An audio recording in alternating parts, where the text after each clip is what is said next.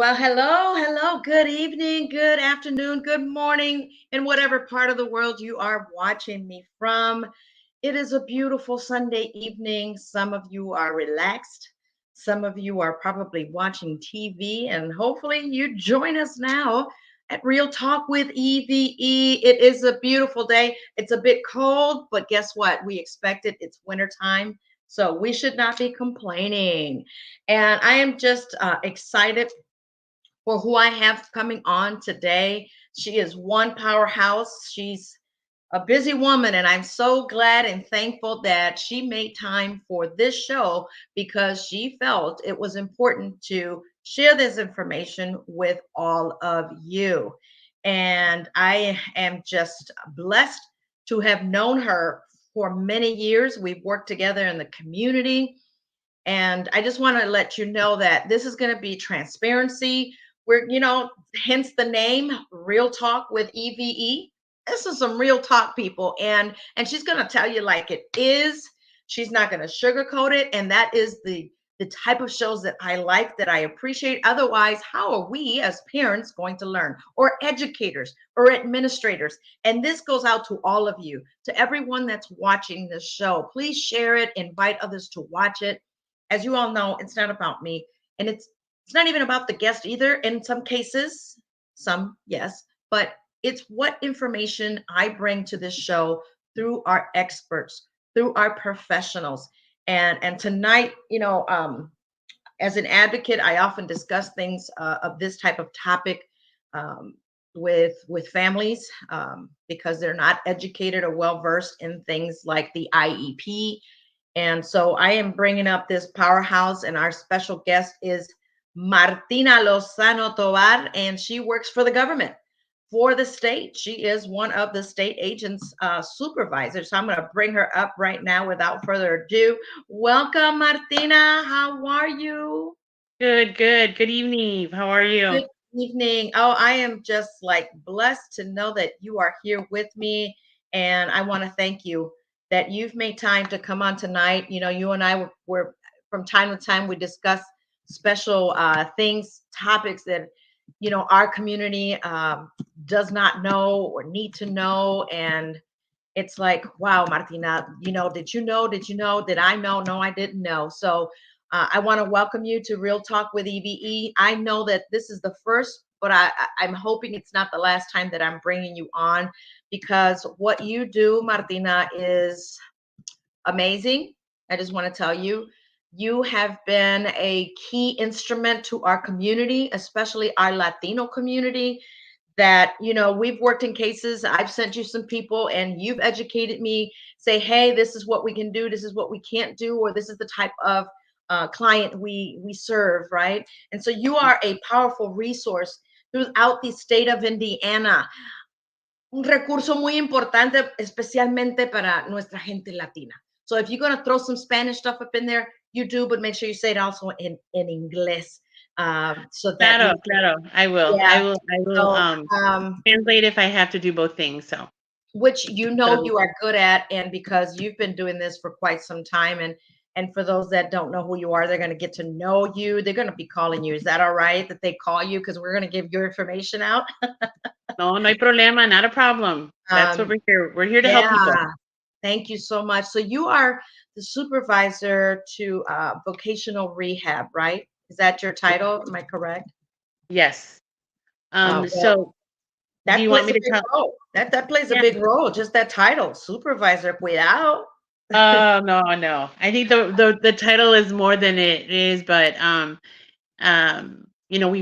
work with we cover Lake County and Newton County.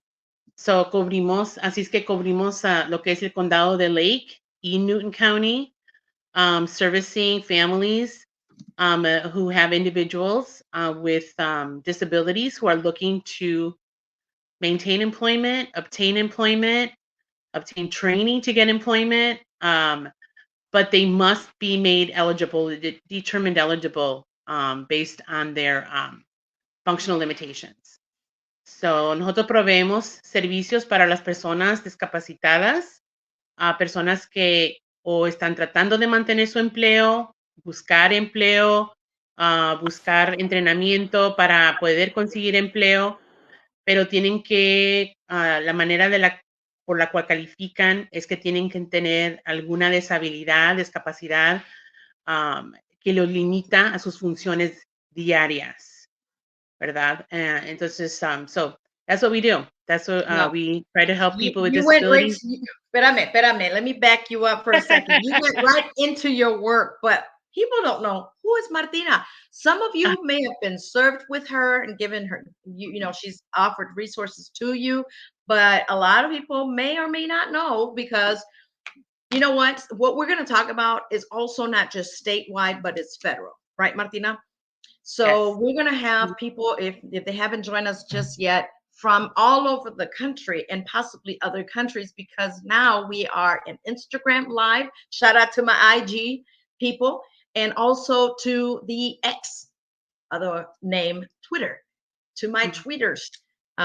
Welcome to Real Talk with E.V.E. This show has been going on since some time ago. It was one of my TV shows, and now we're here because we can reach more of an audience through this type of platform. And of course, I am in I don't know how many different platforms, but we just added X and IG. So welcome. So tell us, who is Martina Lozano Tovar as the person that I'm speaking to, not the professional, but ¿quién eres, Martina? That is, I think, one of the hardest things I think that we've come across with Latinos and Latinas professionally. I don't think we like to boast. We don't like talking about ourselves. I know that's We the don't. hardest thing. Is It's the who is hardest thing that it's hard for me. Um, so a little bit of my background. I actually was born and raised in Illinois, and then I graduated high school and went to college in Mexico and got a degree in Mexico in business management. Um, was there for a total of 10 years working after I graduated, between graduating and working. And then, I kind of miss my family more than anything, my parents, and just so I came back to the U.S. And started my professional career here in the U.S.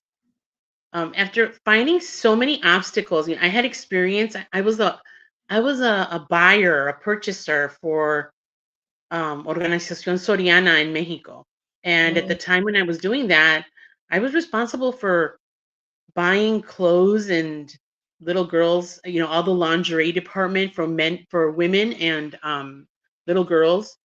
So everything for anything female that covered women's lingerie, undergarments, socks, all those things for the 75 stores that they had at the time. And that didn't mean anything here in the US. 75 stores was nothing mm, to a super Walmart or an HEB or anybody that, a Carson Peary Scott when it was still around. It just took me a long time. It took me a couple of months to get over it that I was not going to be hired because I did not have the purchasing power mm. that those level of corporations has compared to Soriana in Mexico at the time. I mean, if we move forward, 20 some years now that happened to me, it's a completely different scenario now because I know a lot of former coworkers that work for Super Walmart, HEB, Electra, or any of those big like worldwide known type Mhm, companies now, mhm. Costco and Sam's Club. But back 20 some years ago, I mean, that amount of purchasing that I had, that power meant nothing here in the Wow. US. So I just gave in and I said, well, I know, I actually speak three languages. So I speak 100% Spanish, French, and of course English. Ah, parlez-vous François? Oui, je parle français. Ah, un Ce n'est peu. pas très bien, mais aussi. Ah, Yeah. comment t'appelles-tu? Je m'appelle Martina Lozano Tovar. Ah, je m'appelle Eve. Yeah, that's all I know. Bonsoir. Qu'est-ce que c'est? Or qu'est-ce que tu? What time is it? I took French Yeah, back in and college it's for one hard. semester. I mean, once you've learned a language, and if you don't practice it, you forget You it, right? lose If you it. don't I use know. it, Well, and I would so, and love to hear more French, but let me pick up a crash course and we can talk.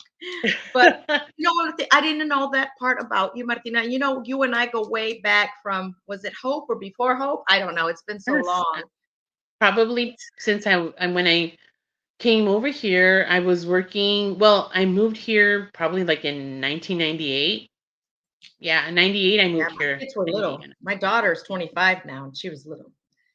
Not Yeah. to give everybody's age, anyone's age, but that just goes So, to show you that when we're community leaders, especially us Latinos or us, like you, shout out to Elena, she's also Autism Speaks of America, mhm, we connect and we help families out. That a family comes to me and I know what you do, that's what we do.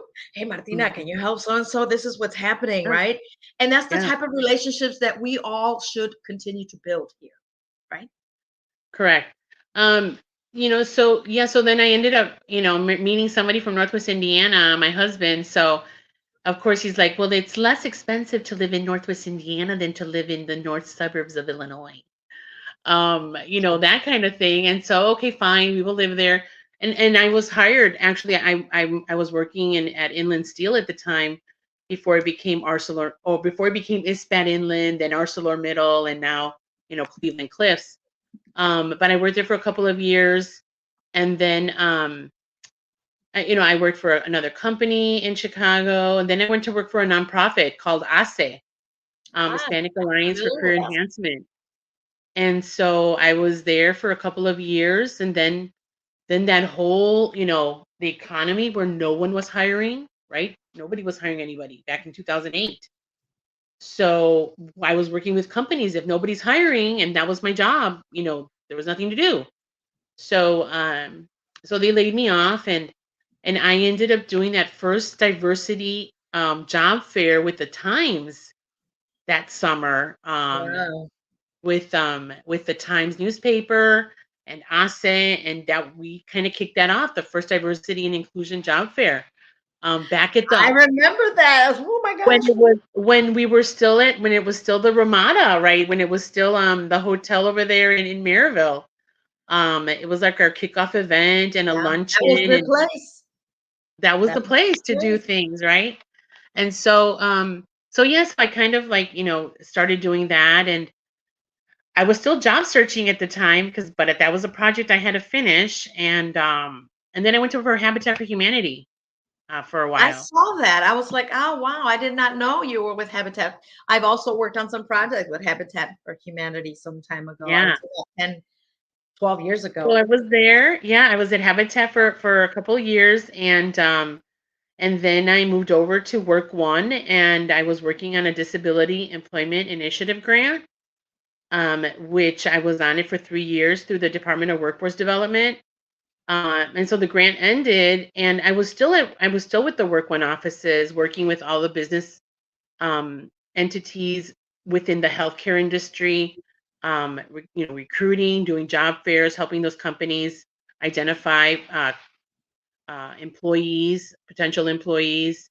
But I there was a calling of somebody who knew my background for the current position I'm in, and reached out and said, "Hey, why haven't you applied for this position?" And I was just like, "Really? You think I?" And she's like, "Please come to the interview." And those types of conversations that Right, you're like right. totally Mhm. come out of nowhere. And so yeah, so I have been there. I'm on my ninth year with vocational rehabilitation, and so it has brought me many blessings, I feel, being in this field. But I transitioned from corporate to nonprofit to government. So I have been through all sectors of Wow. industry. You have.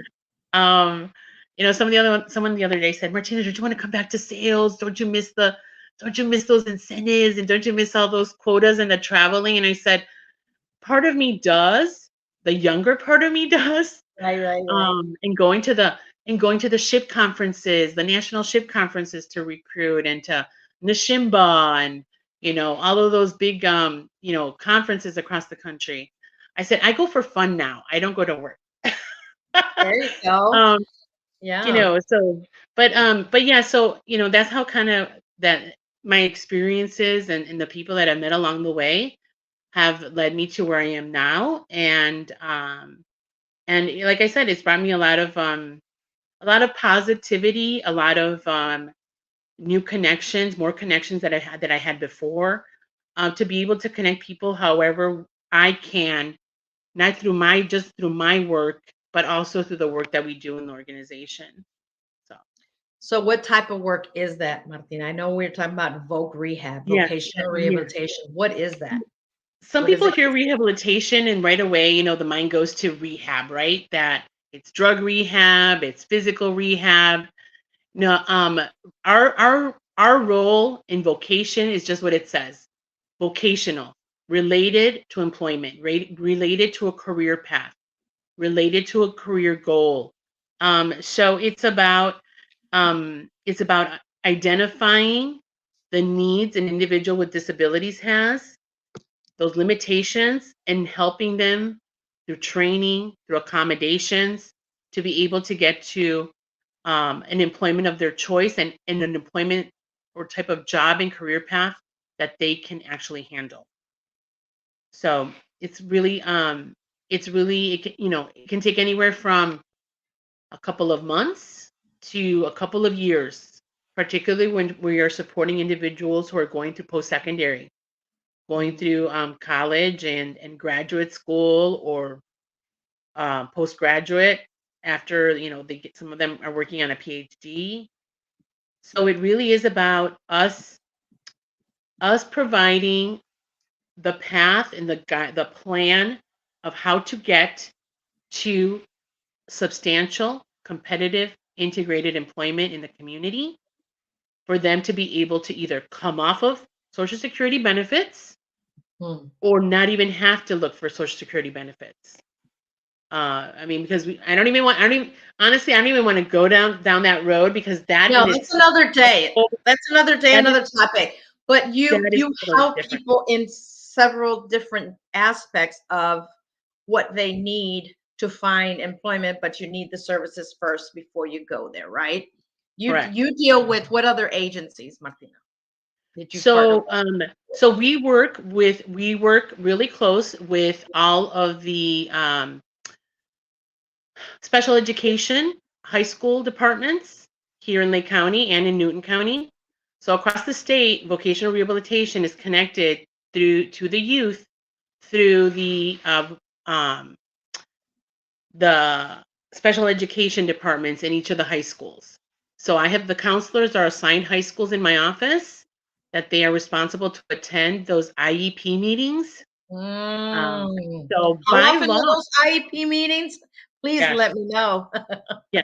I mean, the IEP meetings really, I mean, some schools haven't really understood that by law, vocational rehabilitation should be invited to those IEP meetings, because it is the right and it is the choice of that individual and the family to decide whether or not, what path that individual, or what choices they Mhm, have, right? mhm. Employment, education, training, what is it that they're going to need? And in some instances, honestly, I mean, if we were to be invited probably to all IEP meetings in the county of Lake, um, I think that that would probably be the only work we do.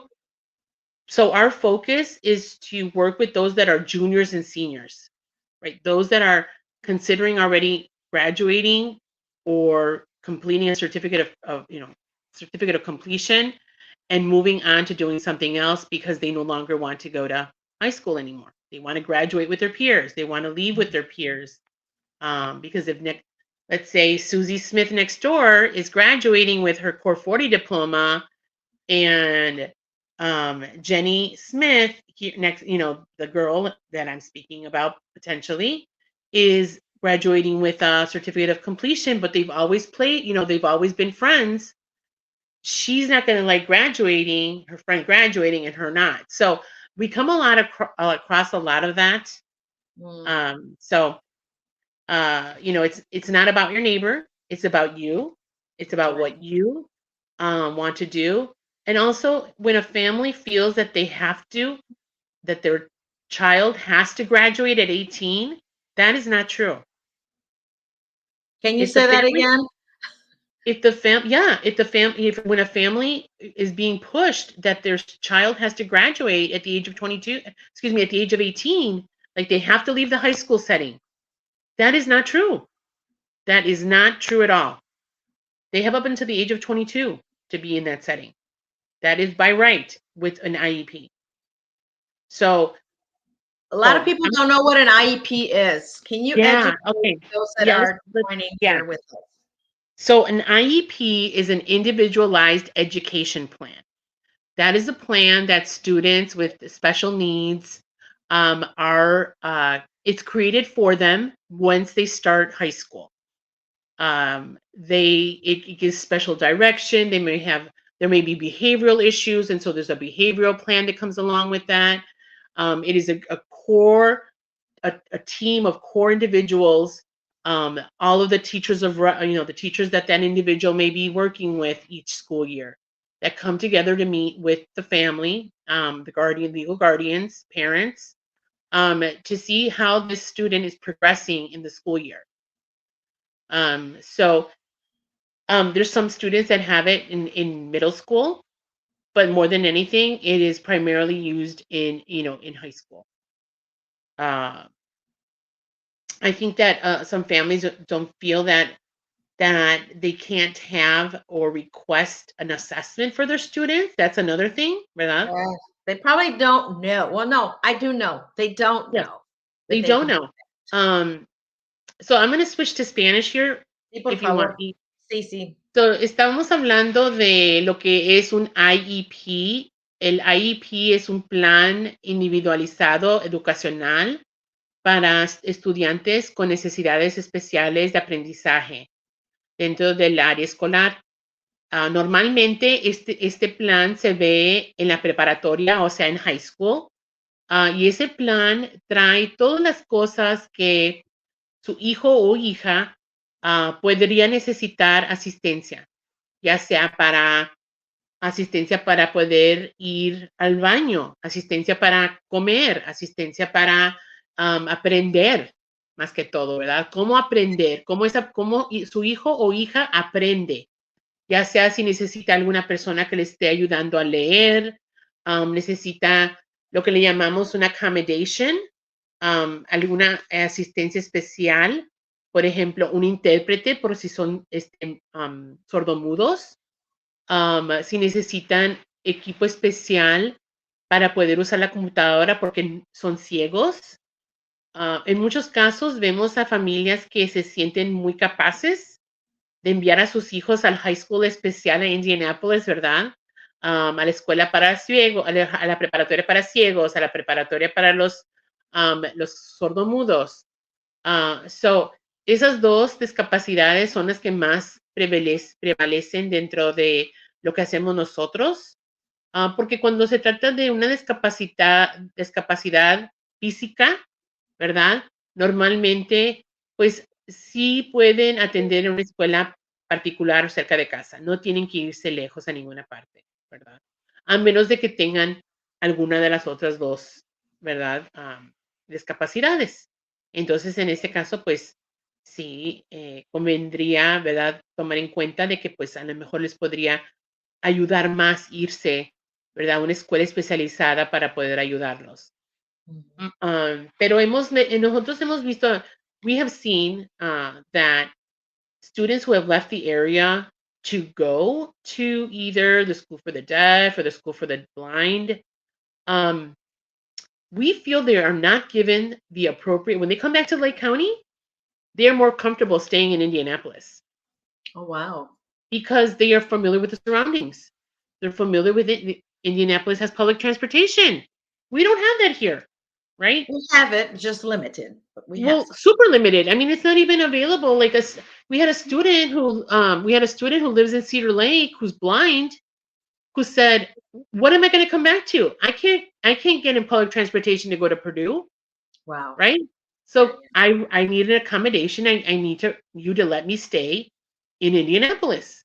So we had to make an accommodation for that individual. So it's not always about.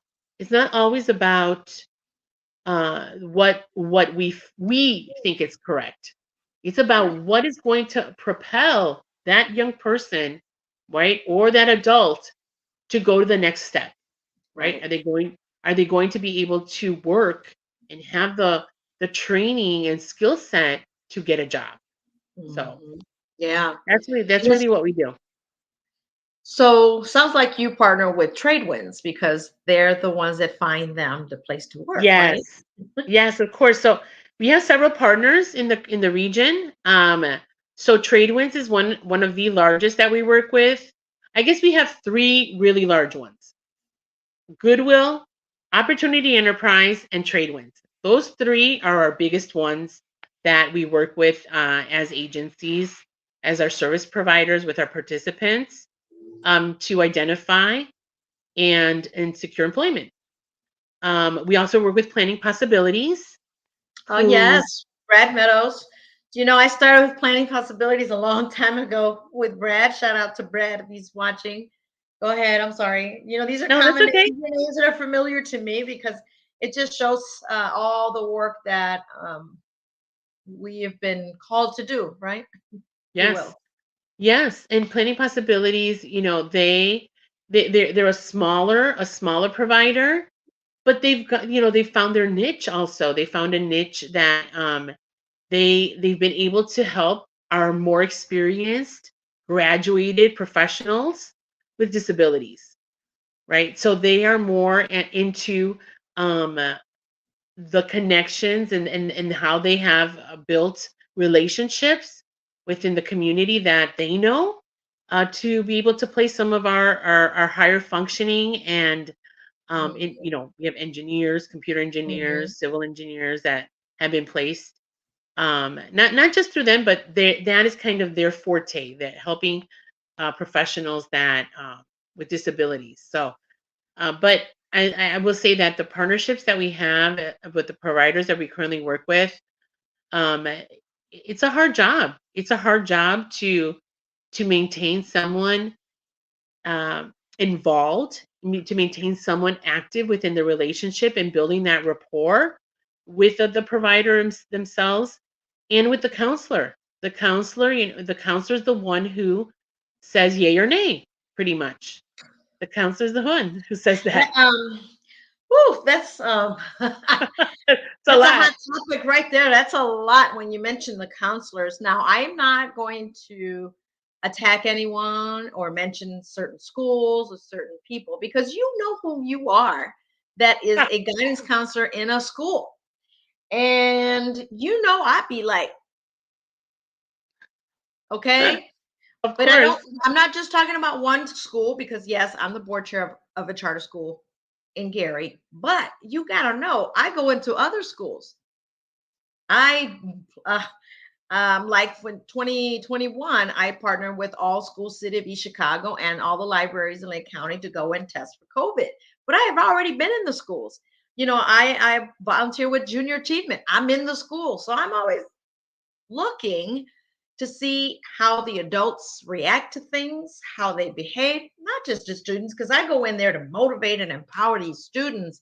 But I'm also looking, in case you guys didn't know, the adults, and I'm also looking as to what you're doing, how you're reacting to the students, how you're talking to the students, whether I hear part of the conversation, all the conversation, or I don't know the full story. There's a way to doing things, right? And so, how can we hold them accountable? I know that you have probably seen and tell me this is some real talk, Martina. And I know we were talking off the air, saying you're going to just, be straight up. How are we failing our students because we're not Um, connecting them to the right resources because so we are not doing what we're supposed to? I'm not saying everybody, but well, I think that I'm not going to speak for all of them either, right, right. right? So, but I think what needs to happen, there needs to be a bit more direction, okay? A bit more sensitivity and empathy, right? If you know this student is failing math, right? And you still push for this student that, oh yeah, you can be an engineer in computer science and computer gaming. Well, absolutely not. Why would you say that he's good at that? He can't even pass math. Wow. I mean, that's And then tell them encouraging, but you're actually setting them up for failure when they're not prepared. they're not prepared. And then that, not just that, but then telling the parent that there's a potential for a scholarship at a local university, right, that will support them. They send them there. They're trying to be supportive. The RVR counselor is trying to be supportive of this individual, right? Giving them the benefit of the doubt.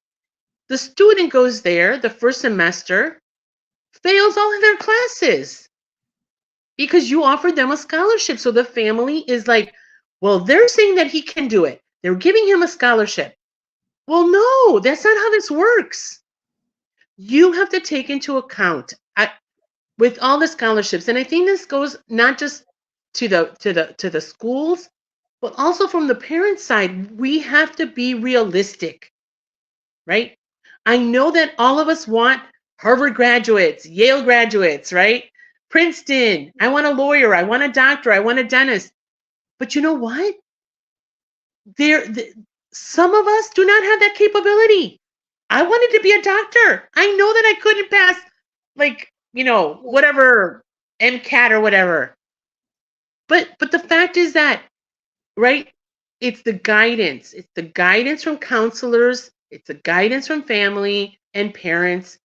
Let's be realistic, right? What can this child actually accomplish?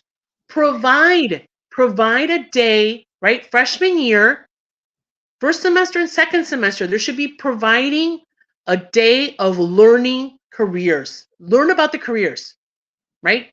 At the That's beginning JA of right there. beginning of first semester, exactly. The beginning of first semester, at the beginning of second semester, has your mind changed? Have you thought about what you saw in first semester? Mm-hmm. Because that's what I think. I think this is the true reality will be hitting in the fall. True reality will be hitting in the fall. Let's talk about that. I know that we were going to go over our time because this information is just so needed for all of you, school educators, administrators, Yes. and teachers, and guidance counselors, and parents. This is all, I call it the triangle pack, and I'm going to have to actually copyright or whatever. Yeah, The probably are child going is to. the one on top.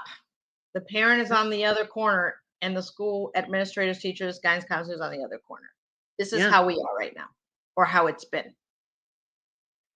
And we can't be like that. It has to be in a The circular student with is on top, and what happens?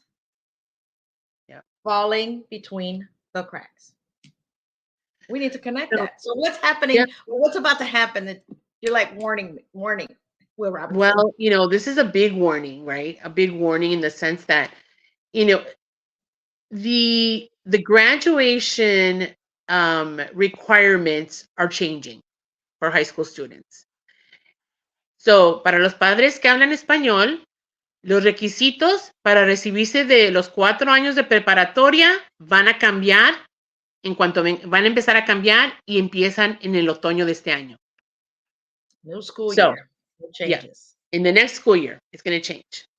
So, what's going to happen is that a student is going to need to know what career path they're going to be going on. Are you going to be going to 4-year college? Are you going in what profession, like engineering, education, kinesiology to be a sports therapist, nursing, veterinarian, assistant vet? You're going to have an idea of what you want to be when you finish after those 4 years. And preparing yourself in those 4 years to be able to come out potentially with some type of credential to help you get that step ahead. Now, exactly what credential for each of those paths will be different for each student. Some student may say, you know what, I already know what I want to be. I want to be an airline pilot, and I want to get my pilot's license. I know that Purdue's the best school for pilots, right? But there's a limited amount of spaces too. So we're going to have to be very conscious about, okay, if this student is thinking about being a pilot, is there going to be space for him in 4 years when he graduates high school? Or what is he going to have to do to prepare and be ahead of everyone to get into that program, right? Graduating. So there's a lot of work. There's a lot of work going on behind the scenes. There's a lot of work being done to prepare. So mucho trabajo, padres, para preparar a los alumnos. Mucho trabajo que se está haciendo detrás del escenario, detrás de lo que viene hacia el otoño, ¿verdad? De lo que los estudiantes tienen que prepararse. What about, because I know there's students that don't know what they're going to do when they graduate. They finish Will 4 they years. graduate? Wait, will they graduate? Well, that's going to be on the school then. What are you educators doing to find and assist the student on what he may potentially be good at? Yeah. Right? Yeah. When he's coming from 8th grade, right, into high school, what is he good at? Reading, math, science, social studies, right? Helping that student, is he good at art, music? Helping identify what their strong, what are their strengths? What are their strengths and where can those strengths be applied to? Through career assessments, through career inventories, right? Skills inventories, and identifying maybe the student has potential, maybe they like languages, right? Anybody working international, anything these days, you need to speak a minimum of 3 languages. Minimum. That's what I tell all the students. We are behind. Way behind. In this country, we're in America. Don't speak Spanish. Well, because we're in America, we should speak Spanish, Mandarin Chinese, French, Polish, Vietnamese, Cantonese, Tagalog, name it. We are behind. When I hear young men, young students, high school students say, "Well, I want to be a mechanical engineer because I want to go work for BMW." Do you speak German? I know we have plants in the United States, but training is done in Germany. If you are a top student and you want to work for BMW, then you better be speaking some German. Wow. So I think that we, as part of the assisting the education system, I really think that there needs to be something more in-depth and creative made for these students to understand that you just can't graduate with a high school diploma anymore. Right. You can't. Right. I mean, you cannot. That called graduation pathways that they started some time Correct. ago? That there are requirements. So educators, administrators, guidance counselors, you need to get with the program and make sure that every student has to have a pathway, whether it's a trade or a career, that they're going to college or junior college. You need to set them up for success. Yes, that's more work, but that's why you're there. You get paid to work, to do it for our students, not for you. And I'm just being transparent and very clear, Martina, because I call myself an educator by default, because I'm not a teacher, I'm not a principal, but I've been in education for so many years. I worked with the higher ed. I worked with all the school cities, East Chicago, Hammond, Gary, Maryville, Hobart, now in Cedar Lake. I mean, I see what happens. And so we cannot play that procrastination or lazy or just don't care role, because if you really don't want to commit to set our students for success, then you need to get out of that school. And you know what? And yes, college is not for all students. No, it's not. Everyone has gotten that. We already know that. We understand that. Parents understand, I think, that. But having a career in something is important, right? So if you want to be a cosmetologist, be the best cosmetologist. Know everything about cosmetology, not just about doing nails. Don't just be a nail tech. You need to know how to do hair, how to do facials, all of the things, so that you can set yourself up for success and you be your own business and set up your own business, so that if you need to hire other people who maybe do not have that on their career path, and are only able to handle nail tech or eyebrows, right? Or eyelashes or facials, you know how to hire and you know what type of work to expect and the quality that is needed in order for you to run your business successfully. So I think I lost you. Sorry. There you go. All right. I felt the drop. No. So I really think that our students feel that they only focus on one thing, right? And it's not about that. You're going to have to be having different sets of, so that come and como decimos en el mandado, right? Best of the best in your skill set, in your career path, so that you are on the top of your game. So, what's the message? We can talk about this all night. I know, I'm telling you. And especially with students with IEPs that don't have an IEP. And what I mean is the kids that have not been evaluated. Yes. So I think that's one thing. I think that parents, you can't be afraid of that. You can't be afraid to ask, I need my child evaluated. Who better than a parent that knows, or a guardian that sees, okay, something is wrong here. Something is not right.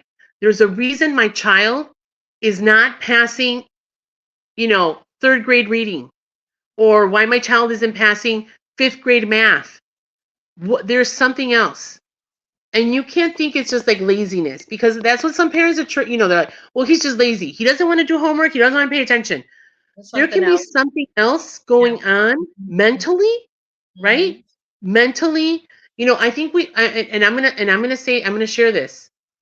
In my role that I've been there in the 9 years, I have seen more males coming through needing services, that there is something that changes in puberty. They were an A student up until like 6th grade, and then in 7th and 8th grade, it started kind of like going a little bit downhill. They get to high school, and a parent says, I don't know what happened. I don't know what went wrong. Well, that is the time and the moment when you see that first change. That's when you have to be alert to. And I think that we feel that, well, he's just, what, Johnny's just being lazy. Oh, he's just hanging out with his friends, or he's doing too many video games. Well, if you feel that that's the case, then you're taking away those video games, right? I think we need to be more stern about the privileges that we give our young people. A parent was telling me, she's like, oh, well, he just got a brand new that brand new game from Microsoft, Xbox or whatever. That's like a portable video game thing. I'm like, okay, if you knew that he's not cleaning his room, if you know that he's not showering, if you know that he's not doing laundry, and he's quite capable of doing it, why would you buy him a $300 video game? Why? Why do we do that? Because it's Christmas? I'm sorry. Everything has privileges. Everything has a privilege. And if you are not doing your duties, then you don't get that. I mean, maybe that's the way we were raised. I don't know what it is, Eve, but that's a part of it, I think, because back in the day we didn't have that much technology. We had activities to do outdoors. Now these kids don't want to be outdoors. They want to be secluded in 4 walls in their bedroom, and the parents are fine with it because now they don't have to keep an eye on them. They don't have to worry about being out and running in the streets. The worst what they should worry about is this worse. There's predators in this thing. Well, I mean, the social. Not funny, but I'm just parents. No, but you know what, Eve? The social skills that we see young people coming to our office, it is abominable. The social skills and the manners, out the door, out the window. We have a big sign at the office when people are coming in to meet with us. Please turn off your cell phone and put it away. If I see it, I will tell you to put it away. That's We good. had people, young people come in with their parent to an appointment to do an intake, and the parent doesn't say anything about them having their cell phone out. Oh, well, that's kind of their that's what they use to distress. Well, okay, you can't be doing that on a job. If you're That's coming here right. to learn You're not to find a preparing job, them. you Mhm. cannot do that at a job. So Right. if that's their distressor, I'm sorry, they are not ready for community integrated employment. And unfortunately, we have to say that sometimes. Wow. When someone says, "Well, I only like working. I get up at noon." Well, most people hire, to come work in the morning. Mhm. 75% of employee or job is work in the morning, and you get off in the afternoon. Unless you're going to work at a dining room, restaurant in the evening, well, that's different, right? In some But cases, you can't have your phone out either because you're dealing with food. no, you're dealing with food, you're dealing with customers, you're cleaning tables, you're bussing the Mhm. tables. I mean, you're dealing with people. And so the people skills that some of our young people have, out the window. No regards for complete disregard for adults. And so I'm like, okay, I'm sorry, but that's something that needs to be worked on. If you have a behavioralist, we need to address that. Or the foul language that we hear. Ugh. So these young people, where do they hear this? They hear it at home. They hear it at home, they hear it at school. Some teachers talk like that too. Some police officers or security guards talk like that too. Yeah, yeah, People think that others are not listening. I'm one of those that hears everything because I need to see how these kids are being taught, treated, yes. and taken care of. The triple So we T's. we were working with the client, right? And you know what? An individual can have a brain injury and have, certain parts of their brain that function, of course, depending on where the brain injury occurred. But if that individual hears you and the whole family talking, you know, talking negatively about other cultures, talking negatively about females, you know, and they go to the workplace, right? And they hear someone making a comment or something, they will add on information. Oh, for sure. Like that Chinese Now communication. they got fired. They got fired for repeating what they heard at home, and coworkers felt uncomfortable, and 10 people reported this individual, and the individual got fired. Jeez. Okay, so I think it is part of our responsibility as it is part of our community, right? I was at church this morning. There's a little girl sitting in front of us, and the little sister's next to her. The sister's wearing a dress, and the little girl is facing us. Look, the little girl who then lifts the sister's dress Oh my. and starts laughing. And the little sister, like the other sister, gets mad. And the little one that did the lifting of the dress, she looks at us laughing. And I said, "No, no, no, no, no, no, no." And she stopped. But see, someone has to say something, It's like, were their right? parents sitting there? Hello? The dad was there by himself with the two little ones, the two little girls, but she Wow. understood. Okay, she understood quite well what she was doing, right? And she knew that she was going to make the sister mad because the sister got really mad. And so when she sees me, I said, "Oh, no, no, no, no, no." So then, but I didn't say it loud. She just saw me, like, and me moving my face. Right, No, no, right, no, no, no. And right. so yeah, and then so the dad turned around and he saw what she was doing, and then the dad reprimanded her too. Mm. But he grabbed her from the hand and he put her on his other side. So Well, that's good. He that did is something. that is what's being aware, right? That is what's being aware of what if you don't nip it right away when they're little, they're just gonna keep doing it, thinking They're it's gonna keep funny. doing it. And then what's worse is they get in trouble and it's not really their fault. No, They because were taught no one that. guided them. No one corrected No them. one corrected them. Exactly. So Wow. Um, so yeah, so we work with, like I said, the students with IEPs. We have all levels of individuals with IEPs that come and apply for services. And some of them were very successful, have become very successful individuals in the community, right? Working in all different kinds of jobs, and others who, you know what, we're trying to get there, right? We're still trying. And we need a little longer time, maybe. We do have repeat, so we never say no to someone at VR. If they've come to us 2 or 3 or 4 times, we can never say no. We are always there to try to assist and help. So. And on that note, for those of you that are joining us here, Real Talk with E.V.E, this is wonderful Martina Lozano Tovar that it's very giving. And when I mean giving, as she'll go that extra mile to help a family. And I'm not just talking about the Latino families, which is great that she is one of few in the entire state that works under this agency that speaks Spanish. Am I correct? Or did we get more people? Well, we have a couple. Like in my office, I have two others, but only one of them works directly with clients, like I do too. With cases, and then I'm the only Latina supervisor in voc rehab in the state. See, I was right. Just wow.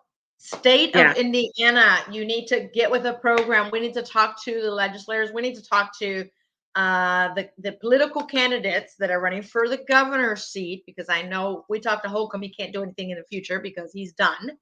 Yeah. Right. And this is something that if you are a political candidate that has something to do with education, this is the things that you need to really learn also. Don't do it because you have kids in the system. Do it because it's your position to do so. Change downstate. And I know that there's a lot of things that are happening. So educators, parents, I heard that they're trying to pass a bill, if it hasn't already, in the assembly down in the General Assembly about cell phones. I was applauding when I heard that it's no cell phones allowed, period. And I frown when a school has that no cell phone zone, and all of a sudden I see cell phones in the classrooms. Are we defeating the purpose here? Are we like contradicting what we want and not enforce it? It's all or none. Don't say, well, there was a good day for them and we let them use the phone. And that's how it starts. Just like the children at home, you let them continue to do it. Guess what? They're going to get away with it every time. And then they're going to fight you. But, and I think that anything that if a student's allowed a laptop, any of the schools that work with laptops and the student has a laptop, if you need to access something on the internet, right, you don't need your phone. Use the laptop. No, you got the Chromebook or laptop. That's what is there. And you have the free internet and you don't have to worry about using your data from your cell phone. You don't need a cell phone. So I have shown Martina on the bottom your phone number. Is that a direct line or do they need to ask for you? There is your email as well, martina.tovar@fssa.in.gov. Is that a direct line for you or do they need to call and ask for you? So that's our office number. So they can ask and they can transfer them to my voicemail. But if someone is interested and knows about our services, that's the number you would call also to apply for services for an intake appointment. We are booked out right now all the way through, I think we are midway through. No, we're probably, I think, booked through the end of March already. So, no. So what type of things does a client need to contact you? What type of so they can just call us. They can just call us and say, hey, either a parent can call or a guardian or the individual themselves if they don't have a parent or guardian, and say, hey, I'm looking for assistance through vocational rehabilitation. I have a disability. They ask you to state your disability and your personal information. Then they send out an appointment letter with all the documents that you need to bring with you. A work permit, a social security card, a driver's license if you drive already, and all the medical records, current medical records with a diagnosis is what you're asked to bring if you have them available. If not, at the appointment, they ask that you sign some consents for disclosure to the doctors that you are currently seeing or who have diagnosed you with whatever your disabilities are. And we send those consents and they send us the medical records if you don't have them in hand. once that person goes in, what are they actually looking for? Is it to get services for that client that has the disabilities, to find them a Yes. job within that wherever field they may be able to fit in? Yes, Just so correct. people understand. So somebody may not know, what they really want to do or what they're capable of doing. So we start with a service called Discovery. Once they're made eligible, determined eligible, so we have 2 months, 60 days to make that person determine the eligibility of that individual, and based on their diagnoses. And then they get assigned to a counselor. They'll meet with a counselor to discuss, you know, do you have work experience? What type of work are you looking to do? Are you thinking of going back to school? Are you thinking of going to school or continuing school? Because we do have some individuals who started school and then they became ill, and now have one or several functional limitations. And now they want to return back to school and see if they can, and continue their studies or identify some other career path, to get them to a vocational goal. So that's really the job that the counselor then has at hand. Oh, sorry. Otra vez. Keep it stable, Um, Martina. sorry. That's no problem. Um, but that's really kind of what counselor then is working with the participant to identify what it is that they're going to. And we do that first service of discovery where they identify which provider they'd like to work with, right? Goodwill. If they live in Newton County, we work with an organization called Lirio, and or Opportunity Enterprise, or Tradewinds, or Planning Possibilities. So we allow them to make that choice. That is the choice of the client to say, this is who I want to work with me. And they put a whole plan together of whether discovery is what it is, discovering what it is or they can't do, and with their limitations. So, And then, I'm sorry, go ahead. Go ahead. no, And no, then no, go no, ahead. no, I wanted to go into the español. So, si hay padres de familia que tienen hijos con discapacidades, pero quizá tengan la habilidad de hacer un tipo de trabajo, van contigo y ya de ahí empieza el descubrimiento, la investigación para ver en dónde pueden caer, en qué tipo de trabajo, ¿no? Sí, para ver qué es lo que pueden hacer. Salen, ya cuando los hacemos elegibles para los servicios, los determinamos elegibles, la familia o la persona escoge con quién quieren trabajar en la comunidad para identificar y descubrir qué sí es lo que pueden hacer, ¿verdad? Ya sea, tenemos gente que no puede levantar cosas, tenemos gente que no sabe cómo manejar la registradora, caja registradora. Tenemos personas que tienen alergias y no pueden trabajar en ciertos sitios. Tienen a lo mejor dificultad con las manos, de manipulación, ¿verdad? Que le llaman manipulation. Entonces, las personas trabajan con la organización con la que escogieron. Si esa persona no habla muy bien el inglés o no entiende bien el inglés, nosotros podemos contratar un servicio de traducción para que puedan estar a todas las veces, cualquier oportunidad que hay para ellos que necesitan verse con el proveedor de servicios, va a haber un traductor, alguien que Perfecto. traduzca. Y aquí están viendo en la pantalla el número de teléfono para comunicarse aquí con la señora Martina Lozano Tovar, 219-981-5326 o al correo electrónico martina.tovar@fssa.in.gov. There's also the website if they want to see exactly what you guys are doing, right? So it's .in.gov/VRS. If you'd like to just go into the website itself and explore, right? To learn more about the Yes. agency itself. So, with that, Martina, thank you so much. An hour has gone by like, I mean, this information is so needed, and I'm hoping that people will actually get this information, but also disseminate it, pass it to others, and that educators were also going to be looked at more now from downstate, from the Indiana Department of Education, and will be held accountable. And I know some of you don't like that, but that is too bad, because we all need to be okay to be held accountable, and we should want that Mm-hmm. and hold others accountable on that note. But Martina, thank you so much for coming on here on Real Talk with E.V.E. So I'm sure I'm going to bring you back, because there's different type of topics we can talk about, uh, based on the things that we see in the community and how we are helping improve some of those things, right? Definitely. Thank you for Thank you so having. much. Appreciate it. We'll see you soon. All right. Bye. Stay behind. I'll be back. Thank you. Wow. That information, I hope that you has taken heed to what you heard, has taken notes.